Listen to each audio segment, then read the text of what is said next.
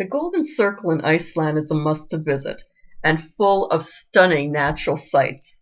It's made up of geyser, geothermal areas, which will be in this video, Gullfoss waterfall, and Thingvellir, which will both be in different videos.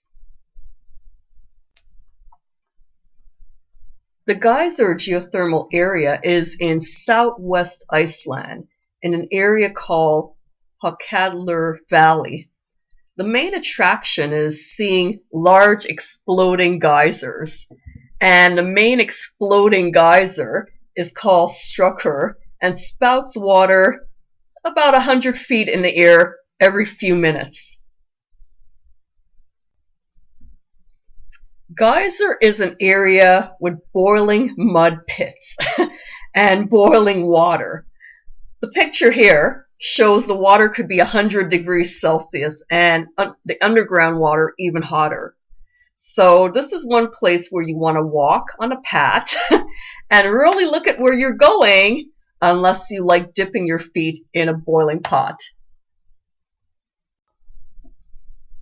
Geysir as a geothermal field is believed to have a surface area about approximately 3 kilometers.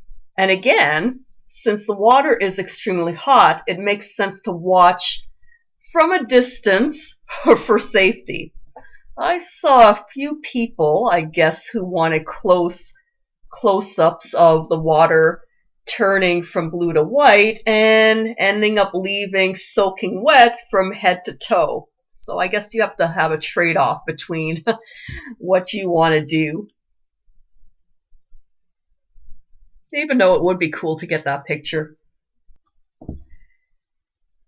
The spouting geyser is every 4 to 8 minutes, and the water in the hole turns from blue to white before every eruption.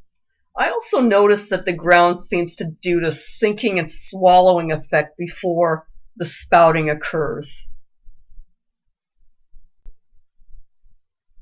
Now, getting a picture was really an exercise in patience for me, since I was never fast enough to get the shots initially as the geyser started spouting into the air. By the time I clicked, it was just a cloud of hot mist. But I think, or what really worked for me to guarantee getting the spouting, is to videotape it, and this is what I did after 2 failed attempts. I will also post the video.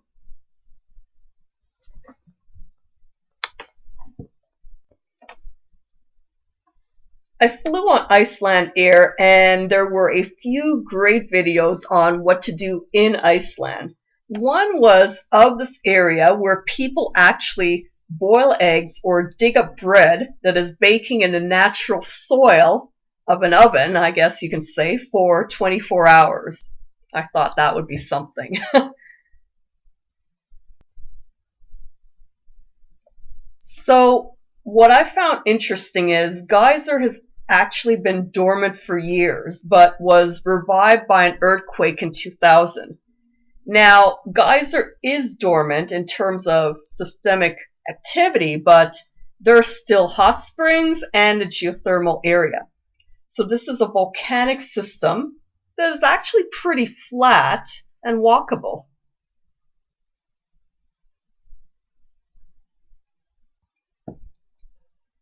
For our lunch stop, we went to Fridheimer Tomato Farm, and at first I admit I thought this was just a lunch stop so we can eat some soup, but it turned out to be a very interesting operation. This is a family-owned farm that is a tomato greenhouse owned by Helena and Kluter, who have 5 kids, and the children also help out on the farm. There are hot springs at the back with around 95 degrees, and this natural water is used in the horticultural process, if I heard correctly. The whole greenhouse is extremely energy efficient, with green energy lights on 17 hours a day. And operation is about 5,000 square meters, and they have 4 greenhouses. So a pretty good size operation.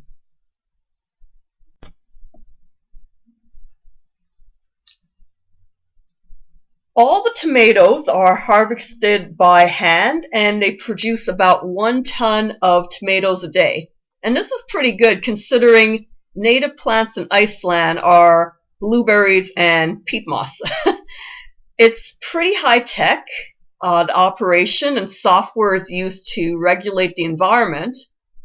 Now, this picture. Please don't think the tomatoes are green. It's really the lighting, and the strange effect is what we discovered when getting back on a tour bus. Everyone had pictures of green tomatoes, but I know I saw the normal orange.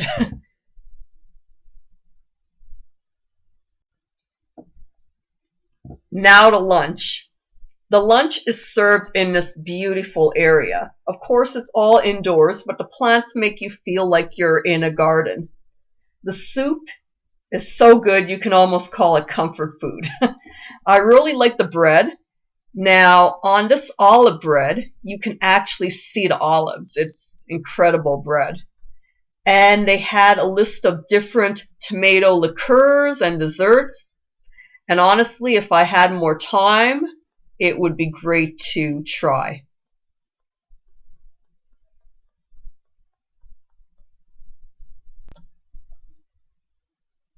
Now, everyone was interested in the greenhouse, but if for some reason you didn't care about greenhouses or tomatoes, it would be pretty hard not to love these sweet horses that were also on the farm, so sweet and gentle.